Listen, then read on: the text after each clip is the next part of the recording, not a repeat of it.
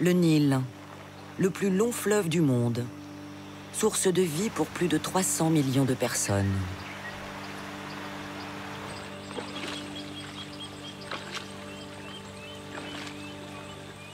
Depuis toujours, le Nil est au cœur de jeux de pouvoir pour le contrôle de son eau. በመጨረሻም የህዳሴ ግድብ አሁን ያለበት ደረጃ የሚያሳየው የኢትዮጵያ ብልጽግና እውን የሚሆን የኢትዮጵያን ብልጽግና ማንም ሊያቆመው እንደማይችል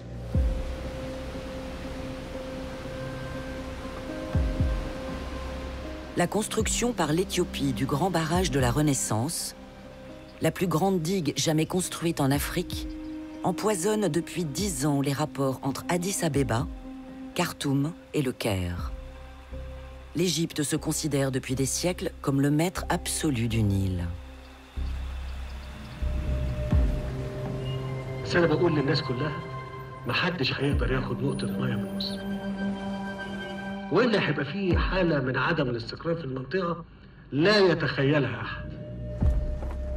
La construction du barrage éthiopien a été très politisée en Égypte. C'est une menace existentielle.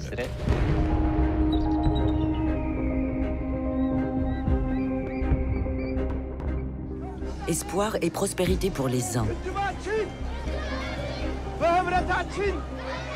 Menace ouverte pour les autres.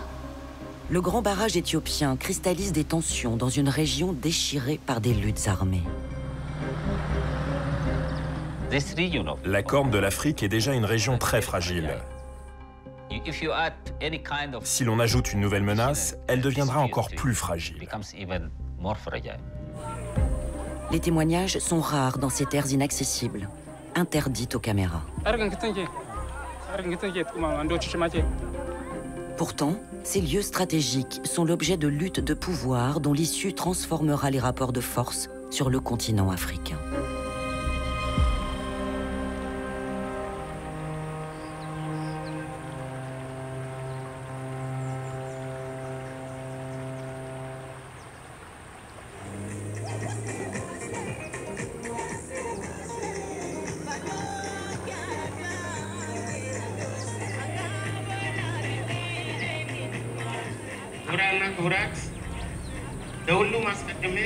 Chers tous, la campagne nationale de financement est ouverte et se poursuivra pendant 30 jours.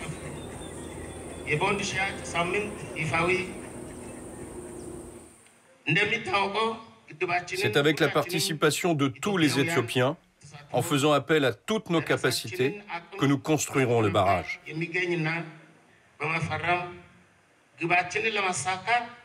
Pour soutenir notre grand barrage, je vous invite tous à acheter des obligations.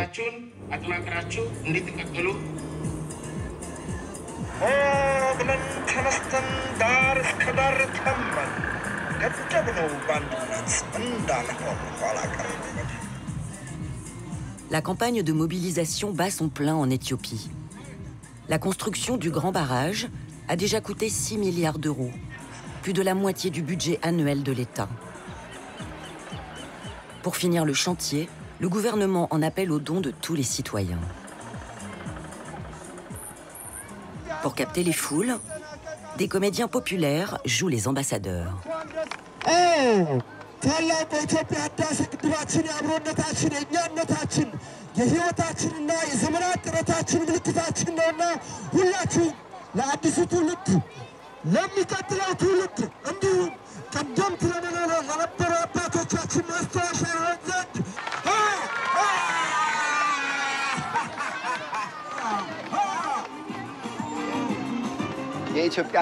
J'ai accepté cette mission et je l'accomplis avec amour et passion. C'est important pour moi de contribuer à ce projet. Je suis profondément attaché à mon pays.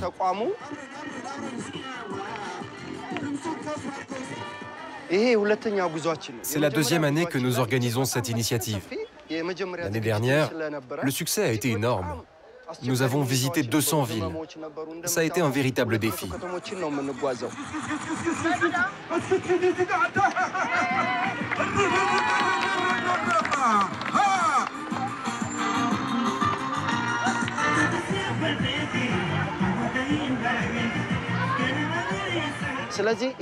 Nous nous battons corps et âme pour notre barrage. C'est le symbole de notre renaissance après tous les sacrifices que nous avons endurés.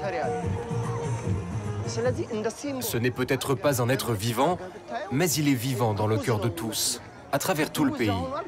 Il est partout.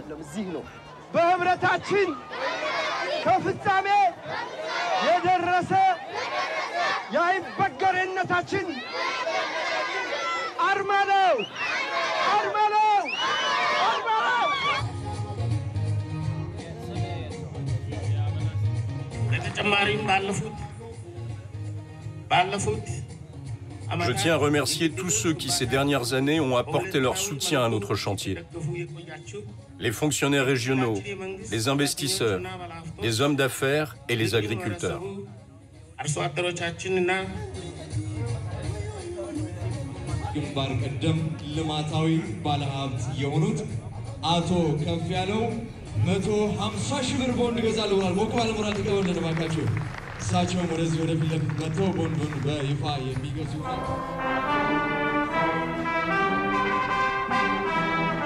500 millions d'euros ont déjà été récoltés. Une somme colossale pour ce pays très pauvre, qui reste bien loin des financements nécessaires pour terminer le chantier.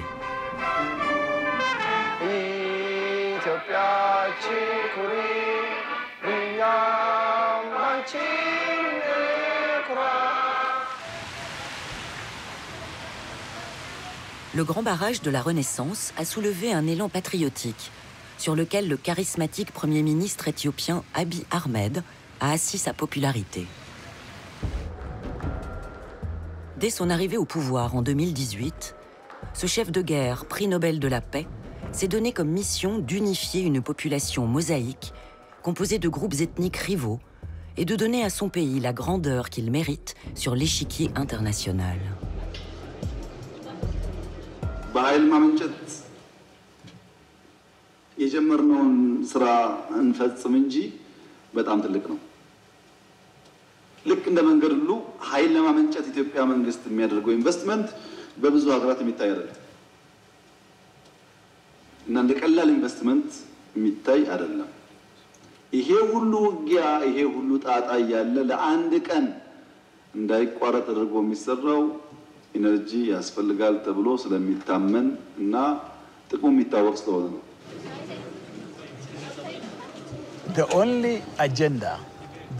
Le seul sujet qui fait l'unanimité chez tous les Éthiopiens, depuis leur enfance, on dit même qu'un bébé dans le ventre de sa mère serait d'accord. C'est la question du grand barrage de la Renaissance, la question du Nil. Malgré les hauts et les bas qu'a connus le pays, le seul sujet qui fasse consensus au niveau national est la réalisation de ce barrage.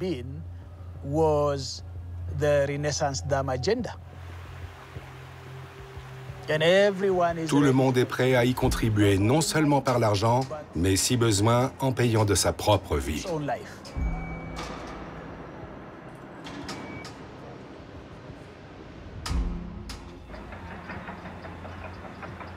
Symbole d'hégémonie et de grandeur, les barrages sur le Nil ont toujours ouvert les portes de la modernité. C'est ainsi que l'Égypte, au début du XXe siècle, a construit le barrage d'Assouan, la première grande digue jamais édifiée sur le Nil, qui a permis au pays de faire décoller sa production agricole.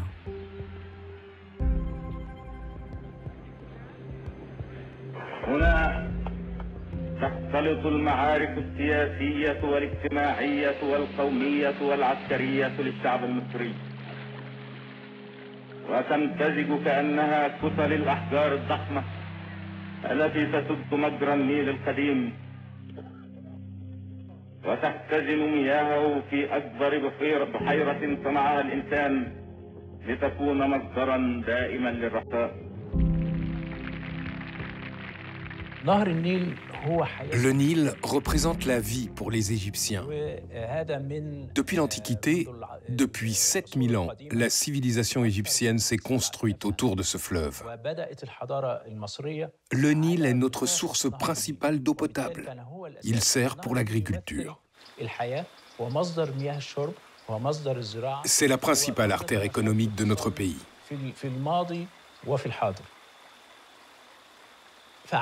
L'Égypte a toujours été autonome en eau en édifiant des barrages tout le long du fleuve.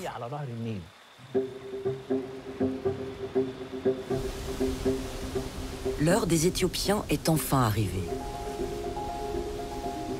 Eux aussi nourrissent les mêmes espoirs, les mêmes rêves que les Égyptiens.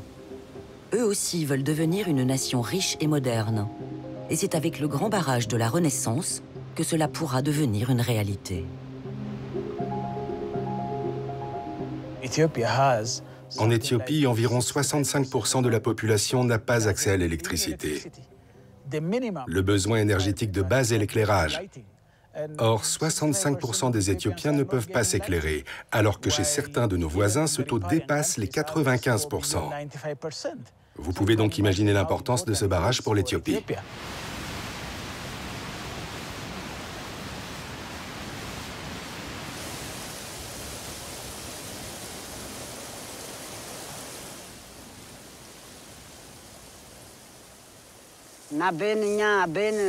Nous sommes toujours impatients de voir le Nil chaque matin.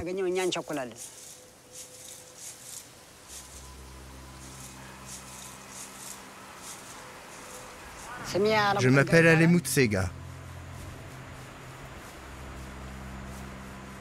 Je suis agriculteur. J'ai aussi du bétail, des vaches, la journée elle broute.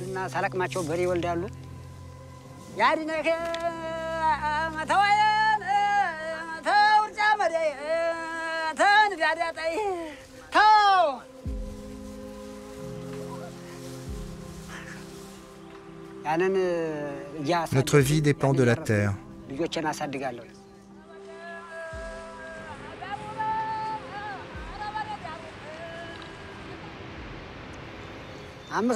J'ai 5 enfants, 4 garçons et une fille. Je me sens riche. J'aurais besoin d'autres enfants, mais ma femme ne peut plus en avoir.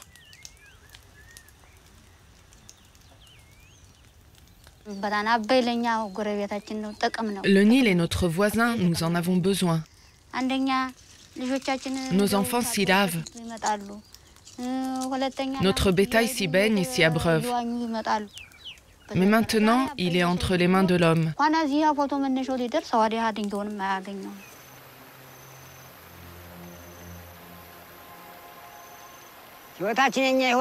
Nos enfants ne peuvent pas lire dans l'obscurité. Si on avait de l'électricité, ils pourraient étudier le soir. Ils pourraient être éduqués et trouver un emploi. Ils auraient une meilleure vie.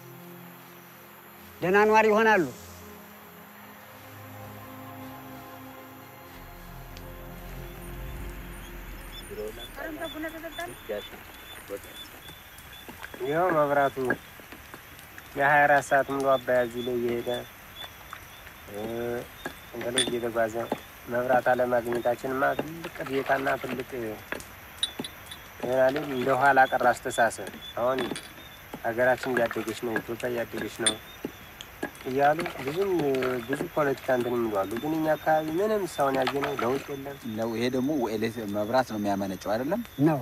መብራት የላችሁ ምን ይሰማችኋል? ለሞስ እኛ የሚሰማን ነው። ምን ይሰማን? ገበሬ ደንቆሮ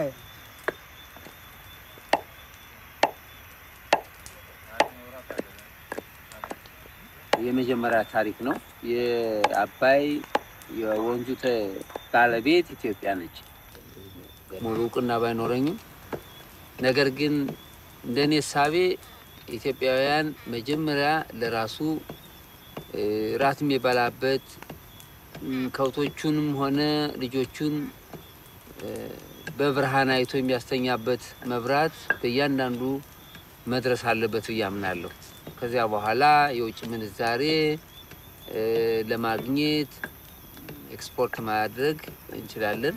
ሌላ ኢምፖርት የምናመጣበትን ነገር ለማግኘት ማለት ነው።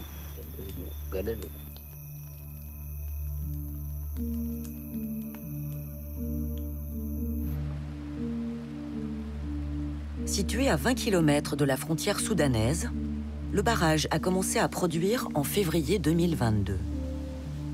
Peu de villages ont déjà bénéficié de son électricité, car l'Éthiopie a d'autres priorités. Le pays a besoin de faire entrer dans ses caisses des devises étrangères. Et pour cela, il exporte son énergie à ses voisins, le Soudan, Djibouti ou encore le Kenya. Mais le chantier patine. Seules 2 des 13 turbines fonctionnent. Était-ce un projet trop ambitieux pour un pays aussi fragile et instable? Nous avons traversé des difficultés et nous avons réussi à les surmonter. La situation s'est améliorée. Nous œuvrons pour que ce chantier devienne enfin une réalité.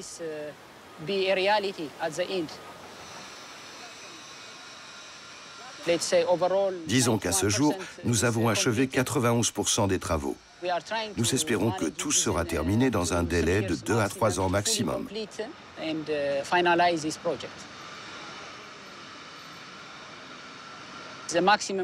La capacité maximale d'énergie que nous produirons avec les 13 turbines tout au long de l'année sera de 15 760 gigawatts par heure. L'énergie est cruciale. Si nous réussissons à créer cette énergie, les investissements décolleront et les opportunités d'emploi aussi.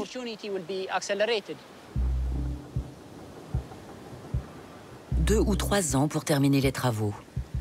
L'objectif semble utopique malgré l'enthousiasme général.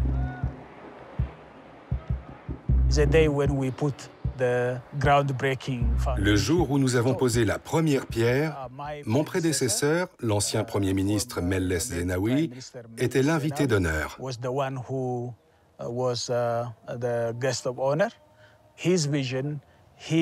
Sa vision clairvoyante s'est réalisée et nous étions tous heureux.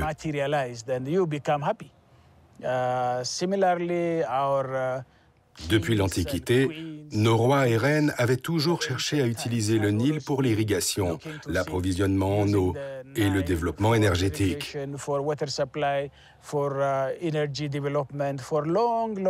Ce jour était enfin arrivé. Tout cela s'est concrétisé.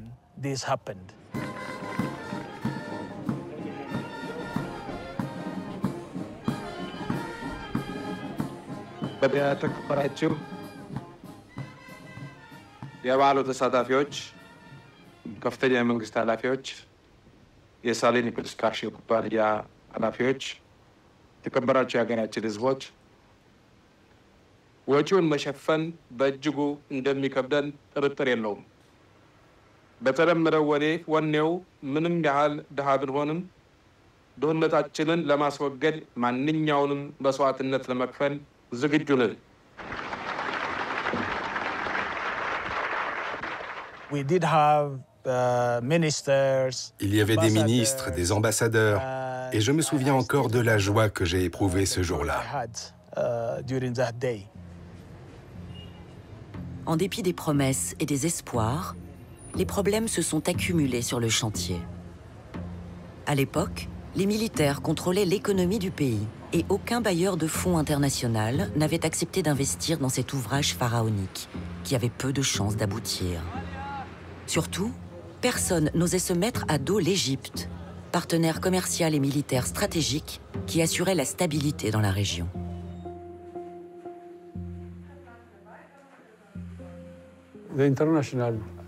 Quand il s'agit de notre barrage, les institutions internationales ne veulent pas apporter leur soutien. Le premier objectif de la Banque mondiale est celui de soutenir les pays en développement à transformer leur économie. Et il est étonnant de constater qu'elle n'a pas versé un seul centime.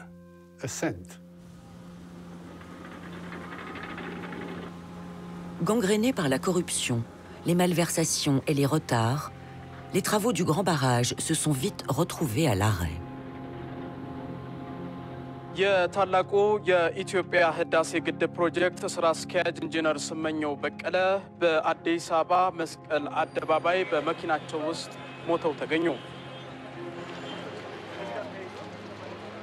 Le jour où le très populaire directeur du barrage, Simeniu Bekele, s'est suicidé, selon la version officielle, un vent de révolte souffle sur le pays.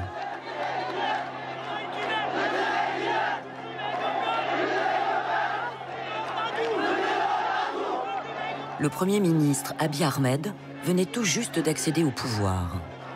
Il essayait de mettre de l'ordre, notamment dans Metec, le conglomérat industriel dirigé par l'armée, symbole de la corruption et de l'impunité, en utilisant la manière forte pour faire repartir le chantier du grand barrage.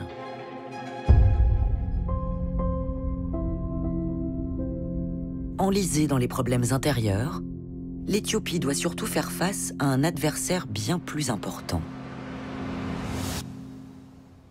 بس أنا بقول للناس كلها محدش هيقدر ياخد نقطة مية من مصر. وإلا هيبقى في حالة من عدم الاستقرار في المنطقة لا يتخيلها أحد. لا يتخيلها أحد ومحدش يتصور إنه يقدر يبقى بعيد عن قدرتنا. لا. À l'époque du président Nasser, en 1959, l'Égypte assoit son pouvoir sur le Nil, en signant avec son voisin, le Soudan, un traité historique qui entérine son hégémonie sur ce fleuve.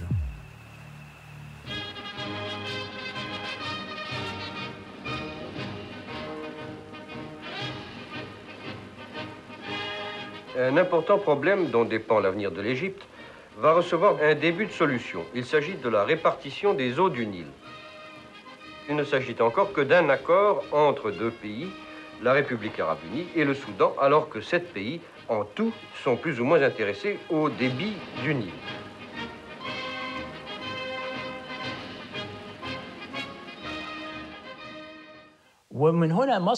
L'Égypte était le premier pays au monde à signer un traité sur l'eau. C'était une décision visionnaire pour l'avenir. Il fallait réguler de façon pacifique l'exploitation du fleuve. Dans cet accord qui lui est largement favorable, le Caire s'arroge un droit de veto. Tout projet de barrage, station de pompage ou autres grands travaux d'irrigation sur le Nil devra être soumis à son autorisation.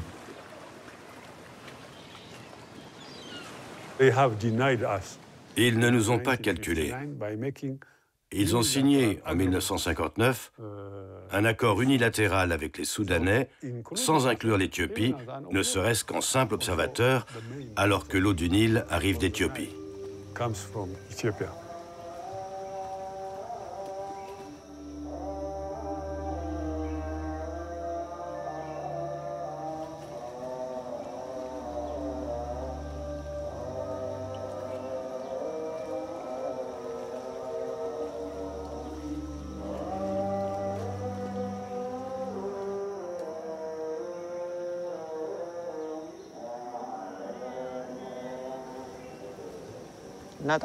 Le lac Tana est la source du Nil.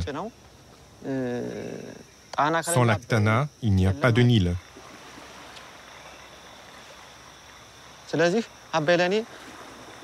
Le Nil est comme ma mère et mon père. Il est tout pour moi.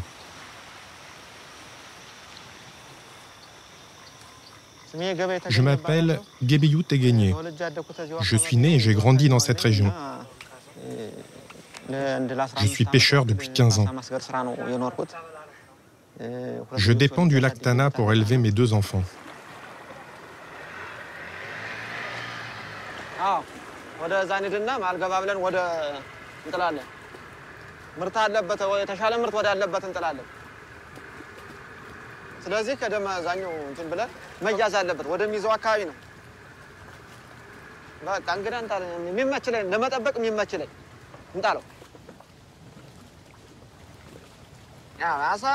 አሁን እኮ በቃ መጠኑም እየቀነሰብን ነው። እንደገና ደግሞ ይህንን ከግንቦት 15 እስከ ሐምሌ 15 አክብሩት አትስሩ የሚባለውን ወቅት ብናከብረው ግን ጥቅም ልናገኝ እኮ እንችል ነበር። ያከብሩ የለ ምክንያቱም በዚህ ሰዓት ባለው ስለማይል ቢያንስ አሁን ነገር ሊከፍለውም ስላለ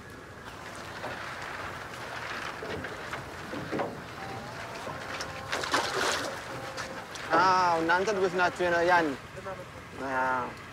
እነዛኔ ምርት በጣም ነው። እንዲሁም ጀልባችን እየሞላ ይሄ ጀልባ እየሞላብን በሌላ ጀልባ ተጎትተን ቀይረን ሁላ ነር ነበር። አንድ ናርኮስ ይላል ላው አለ እንዲያሰፋው ነበር። በጣም ነው ስንበላይ ነበር።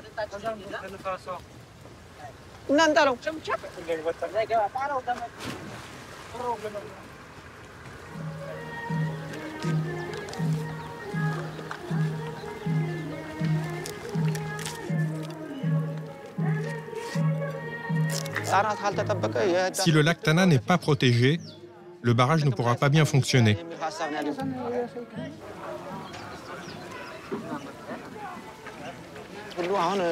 Nous savons que l'Égypte, le Soudan et d'autres pays s'opposent au grand barrage. Ils devraient plutôt aider l'Éthiopie à protéger le lac Tana. Si le lac Tana est protégé, le Nil aussi sera protégé. Et si le Nil est protégé, l'Égypte et le Soudan seront aussi en sécurité. Sinon, l'Éthiopie sera en danger, et aussi tous les autres pays.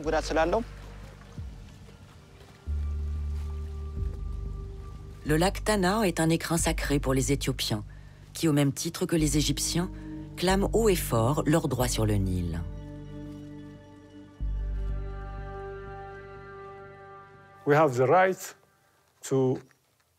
Nous avons le droit de construire des barrages sur nos cours d'eau sans que cela empiète sur les droits de nos voisins, ni ne leur refuse une part équitable de l'eau du fleuve.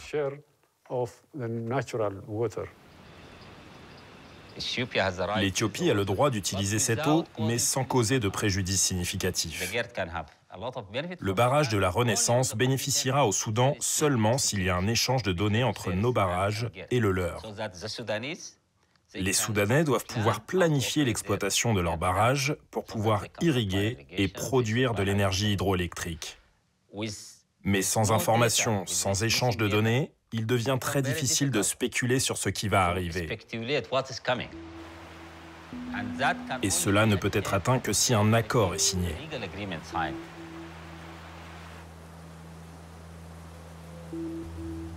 Alliés historiques de l'Égypte, les Soudanais ont toujours tenu un discours ambigu vis-à-vis du barrage éthiopien, trouvant un intérêt certain à ouvrir le dialogue. La question cruciale reste celle de la régulation du débit du Nil. De par sa position géographique, l'Éthiopie a le pouvoir de décider de façon unilatérale la quantité d'eau qui sera relâchée au profit de ses voisins. Le nouvel accord de 2015 représente une étape majeure pour trouver un terrain d'entente. Au cours de mon mandat, nous avons signé une déclaration de principe entre l'Éthiopie, le Soudan et l'Égypte. L'accord était clair et nous liait tous. We have chosen cooperative path as it is the only way to realize the aspiration of our peoples in sharing the bounty of the waters of the Nile. فلا بديل عن تفهم كل طرف لدوافع ومنطلقات الآخر ولا مجال للاستئثار من قبل طرف على حساب أحد من أشقائه.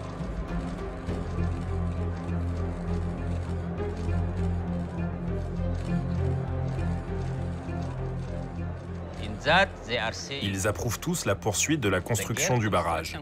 Les trois pays parviennent ainsi à un accord sur son exploitation. Il s'agit de mettre en place les modalités de remplissage du réservoir du barrage. Faut-il le remplir pendant 1 ou 6 ans? Quelle sera la quantité d'eau relâchée? Et ainsi de suite. Le dialogue semble acquis. L'Éthiopie s'est engagée à remplir son réservoir progressivement et à en informer ses voisins.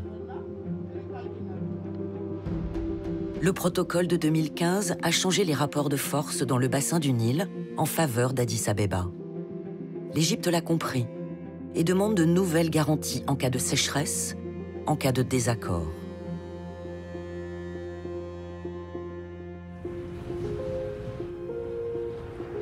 Le Caire fait pression de tout son poids pour entraver le chantier éthiopien et n'hésite pas à déstabiliser la région en multipliant les démonstrations de force aux côtés de son allié, le Soudan.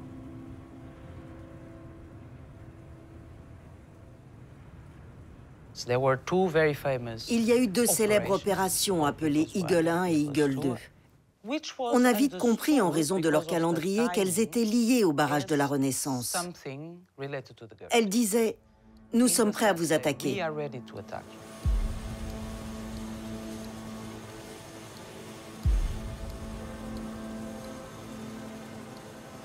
Avec les opérations Gardiens du Nil, les unités des forces spéciales égyptiennes ont pris le contrôle de Merowe, au Soudan, cette ville stratégique située à mi-chemin entre l'Égypte et l'Éthiopie.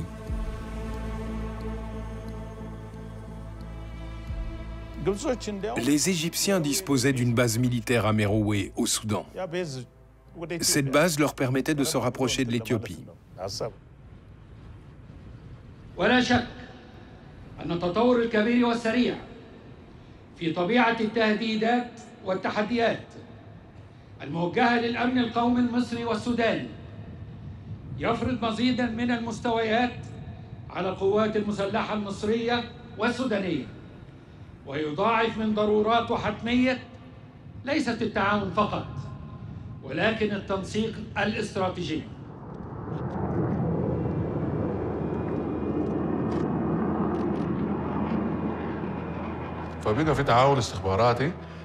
Les services de renseignement égyptiens et soudanais coopéraient étroitement.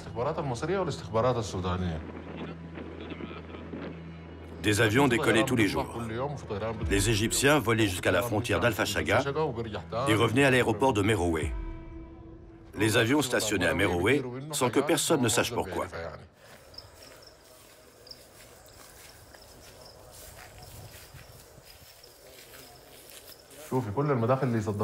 La frontière soudanaise près du barrage de la Renaissance est contrôlée par les renseignements égyptiens.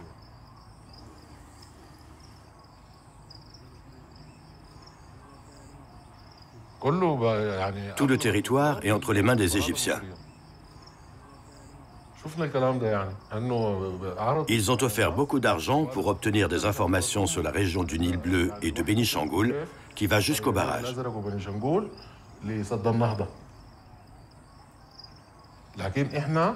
Les Égyptiens nous utilisent. Ils nous instrumentalisent pour mener leur guerre d'influence.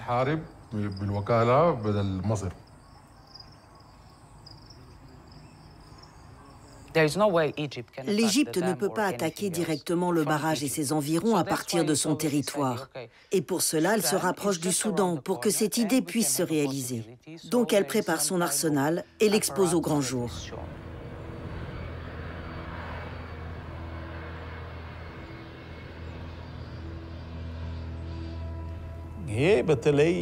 L'Éthiopie doit faire très attention. Ils veulent avant tout déstabiliser la paix intérieure en soutenant tous les ennemis de l'Éthiopie. Si vous avez des problèmes internes, vous ne pouvez pas vous développer. L'économie du pays pourrait être ruinée par la guerre. Ils veulent nous enfoncer et empêcher le développement de l'Éthiopie pour que la situation leur soit favorable.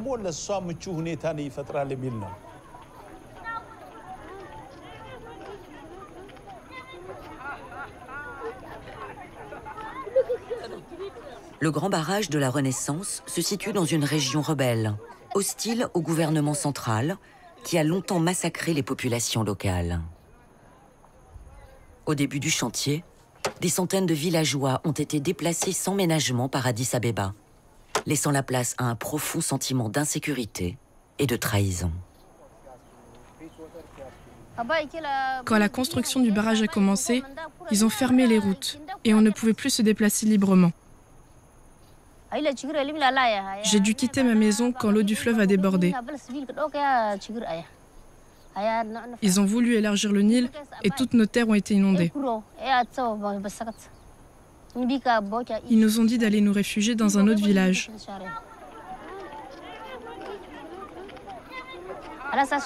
Nous sommes partis loin et la communauté s'est dispersée.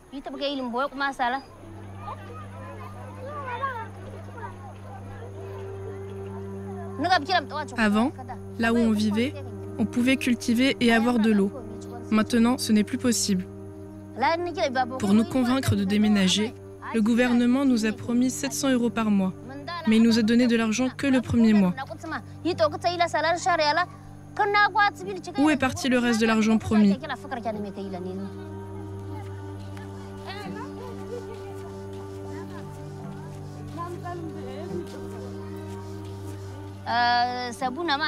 Nous n'avons pas d'eau et c'est notre plus grand problème.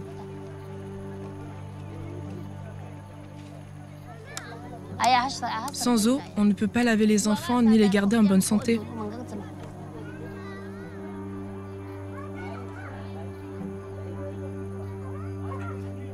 Livrés à eux-mêmes, les déplacés servent les intérêts des ennemis d'Addis Abeba, qui, voulant à tout prix éviter un nouvel embrasement, a envoyé ses troupes sécuriser l'accès au barrage.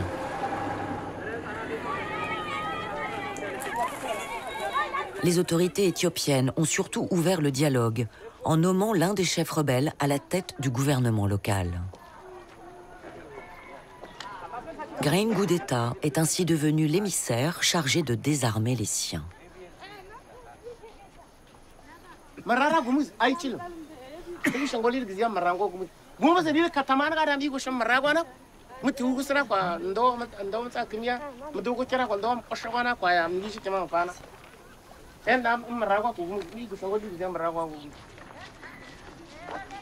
ጦር መሳሪያ በስርዓት የማን እንደሆነ ታውቆ ተመዝግቦ ህጋዊነቱ ሊረጋገጥ ይገባል። ስርዓት ሊኖረው ይገባል።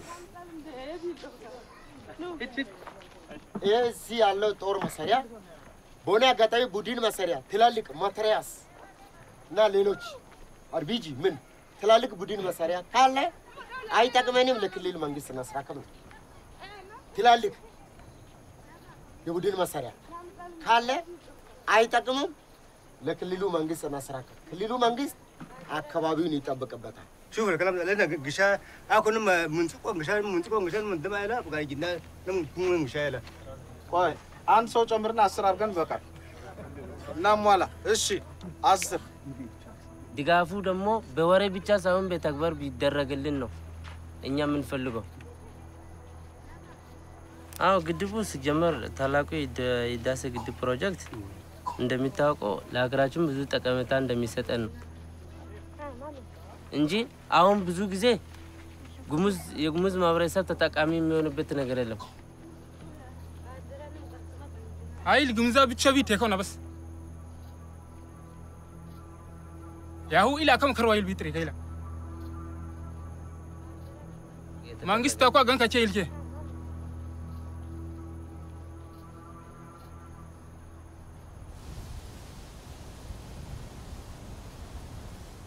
Assise sur une paix fragile, l'Éthiopie a procédé en 2020 au premier remplissage du grand bassin du barrage. Entravée encore une fois par l'Égypte, qui poursuit son œuvre de sabotage en faisant appel à ses alliés internationaux. À 2 reprises, le Caire s'est adressé au Conseil de sécurité de l'ONU.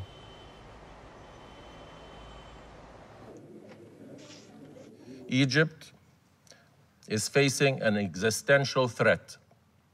This persistent practice of unilateralism betrays Ethiopia's disregard, if not its contempt, of international law and reflects its underlying policy objectives of seeking to arrest the Nile and transform this transboundary river of life into an instrument of political influence and control. C'est la première fois dans l'histoire des Nations Unies du Conseil de sécurité que des pays débattent d'un barrage. Il n'y a pas de conflit. Nous ne parlons pas d'une guerre. For your information, the Gerd Reservoir is 2.5 times smaller than that of the Aswan Dam in Egypt. It must also be clear that the underlying problem for the difference between the 3 countries is the quest to preserve colonial and monopolistic status quo over the Nile. The Nile belongs to all the people of the basin countries. In this regard, we urge our Egyptian and Sudanese brothers and sisters to understand that a resolution to the Nile issue will not come from the Security Council.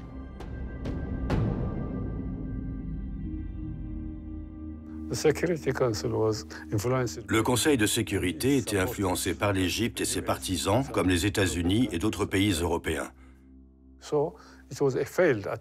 Ils ont essayé de faire pression, mais leur tentative a échoué. C'était scandaleux. Ils n'auraient pas dû agir ainsi. L'Éthiopie a résisté et elle les a défiés. Encore une fois, les efforts égyptiens se sont soldés par un échec et l'Éthiopie a continué à remplir le réservoir de son barrage.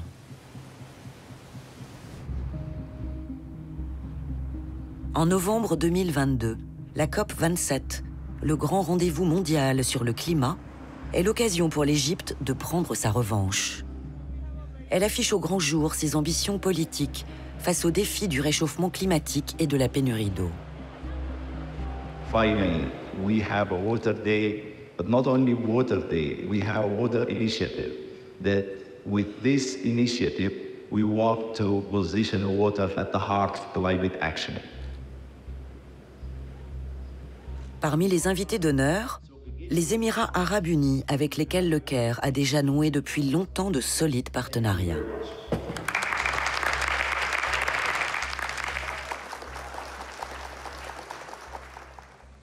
فخامة الرئيس الصديق العزيز عبد الفتاح السيسي أصحاب الجلالة وبما أننا لا نملك إلا أرضاً واحدة من الضروري أن نوحد جهودنا لمعالجة هذا التحدي من خلال العمل المناخي الذي ننظر إليه بكونه فرصة للابتكار وإيجاد الحلول وتنويع الاقتصاد.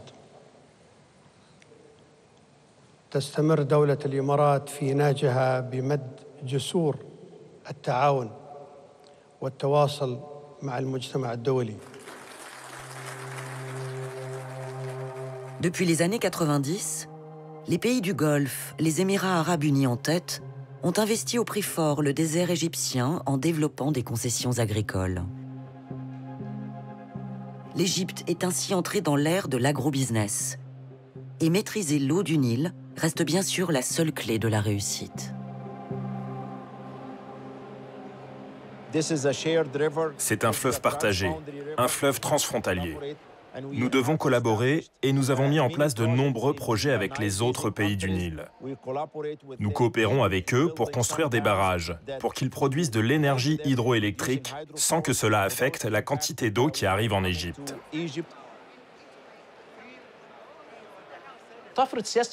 Avec sa politique qui veut imposer ses décisions sans se soucier de leur impact sur les autres pays, l'Éthiopie ne propose aucune solution. À cause du barrage éthiopien, nous sommes obligés aujourd'hui de recycler nos eaux usées. Nous devons limiter l'eau dans les canaux d'irrigation et adapter nos productions agricoles. L'Égypte rationalise son eau en la stockant dans le réservoir du barrage d'Assouan.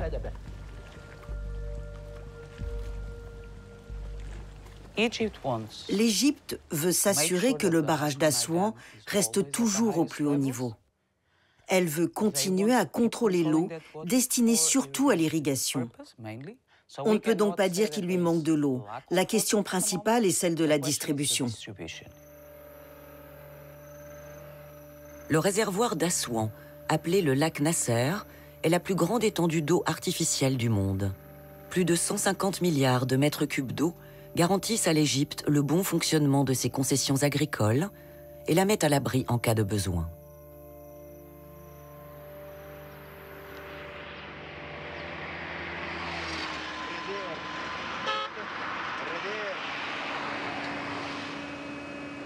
Les Égyptiens œuvrent depuis longtemps pour transformer leur désert en terre fertile. Dans la vallée du Nil, Canal Sugar est le dernier des investisseurs du Golfe venus les aider à concrétiser leur projet.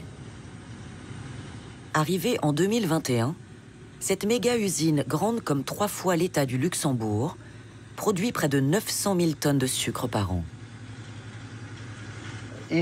L'Égypte a plus de 100 millions d'habitants, auxquels s'ajoutent 3 millions de naissances par an. La pression démographique est très forte et l'État doit assurer l'accès à la nourriture pour tout le monde. Depuis quelque temps, l'Égypte, comme de nombreux autres pays, importe des denrées alimentaires. Notre projet augmente la capacité agricole du pays.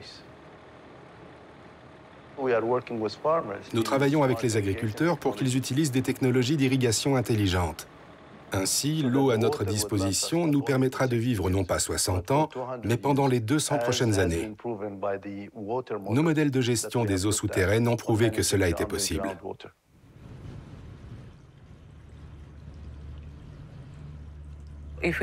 De façon générale, les entreprises agricoles génèrent des revenus. Permettent-elles d'économiser de l'eau? La réponse est oui, si on compare leurs nouvelles techniques à l'ancien système d'irrigation.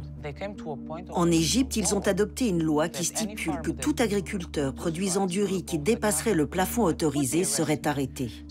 Ce changement brutal a été très impopulaire. En introduisant de nouvelles technologies, de nombreux agriculteurs restent en dehors du système. Que va-t-on faire d'eux? C'est la plus grande peur du gouvernement égyptien.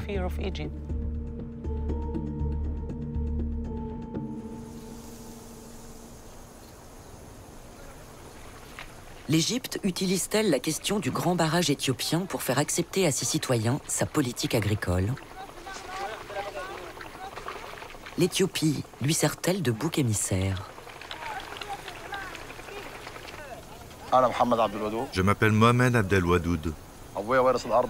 Cette terre, je l'ai héritée de mes ancêtres. Nous sommes paysans de père en fils.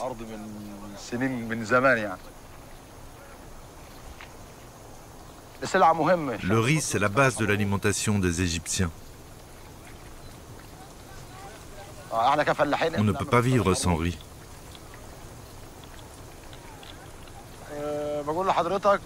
Tout ce terrain, nous le cultivons selon les directives de la coopérative agricole.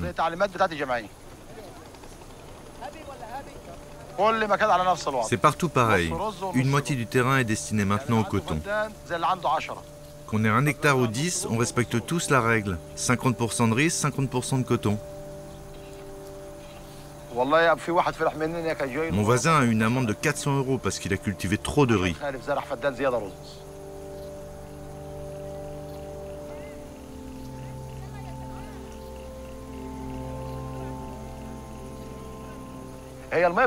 Il reste de l'eau, mais pas assez.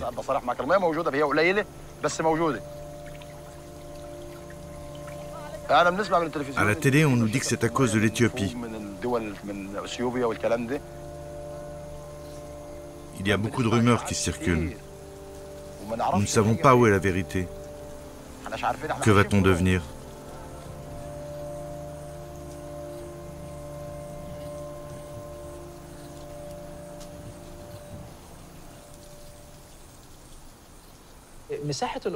Nous avons réduit d'1 million d'hectares les parcelles des rizières. C'est une perte considérable qui nous permet d'économiser beaucoup d'eau. Est-ce normal qu'un pays bafoue les droits et prive ses voisins de la quantité d'eau qui leur revient sans avoir signé aucun accord? Le peuple égyptien ne peut pas l'accepter.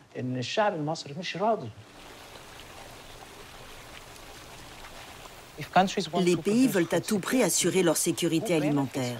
Mais qui profite de cette politique? Dans le cas de l'Égypte, c'est flagrant. Les petits agriculteurs et les couches les plus pauvres de la population n'en profitent pas du tout.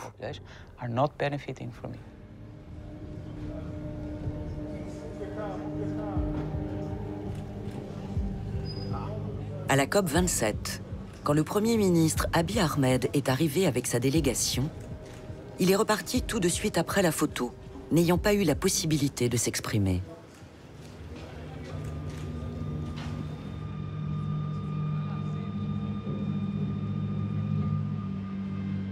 L'ombre du grand barrage de la Renaissance plane sur toute la conférence. Égard à qui ose aborder la question. La communication est verrouillée par les hommes du président égyptien. This is an international event. We are hosting the COP on behalf of the global community, so we don't want to criticize this event. Yeah.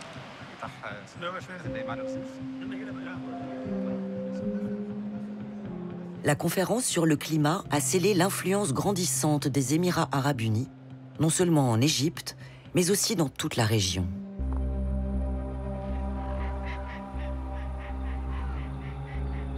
Bousculant les alliances, les Émiratis sont devenus des médiateurs incontournables pour gérer la question du grand barrage de la Renaissance.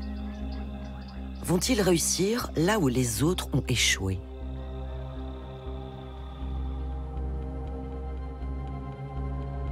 Depuis que le Premier ministre Abiy Ahmed est au pouvoir, Dubaï fournit des armes pour résoudre les conflits ethniques intérieurs et apporte les financements nécessaires pour sauver le pays de la banqueroute.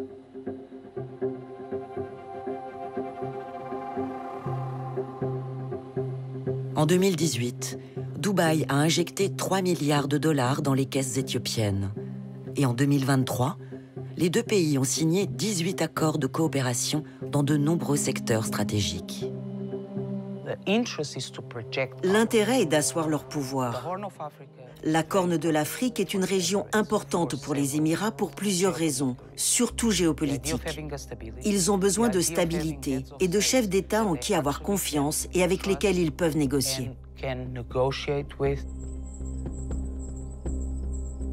Pour répondre à leurs besoins de terres fertiles et assurer leur propre sécurité alimentaire, les Émiratis poursuivent une politique expansionniste. Ils ont pris pied en Afrique, où ils s'emparent entre autres des ressources minières et hydriques. Dans le conflit qui fait rage au Soudan depuis avril 2023, le Caire et Addis Abeba se livrent une guerre par procuration, apportant chacun leur soutien aux camps rivaux. Les Émiratis, eux, parlent de paix tout en envoyant des armes aux rebelles soudanais alliés de l'Éthiopie, prêts à tirer profit de la fragilité de la Corne de l'Afrique pour devenir les nouveaux maîtres du Nil.